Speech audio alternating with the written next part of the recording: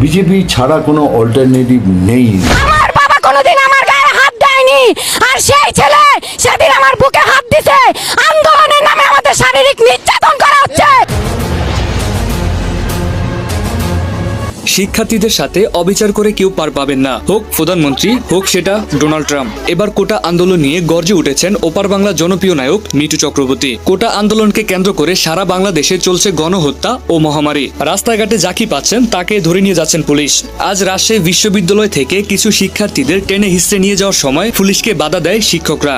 সেখানে শিক্ষকদের সাথে পুলিশের ধস্তাধস্তি হয়। এছাড়া বরিশাল বিশ্ববিদ্যালয়ের সামনে শিক্ষার্থীরা জড়ো হলে 12 জন শিক্ষার্থীকে নিরাপত্তা হেফাজতে নিয়ে যান পুলিশ। বর্তমান পরিস্থিতি খুবই খারাপ যাচ্ছে, জানি না এই পরিস্থিতি কবে বা কখন ঠিক হবে। এদিকে কোটা আন্দোলন নিয়ে মুখ খুললেন ওপার বাংলার জনপ্রিয় অভিনেতা মিঠুন চক্রবর্তী। তিনি বলেন, বাংলাদেশ আমার খুব পছন্দের একটি দেশ, এই দেশের মানুষকে আমি খুব ভালোবাসি, আর সেই দেশে এরকম কার্যকলাপ চলতেছে এটা আমি বিশ্বাস করতে পারছি না।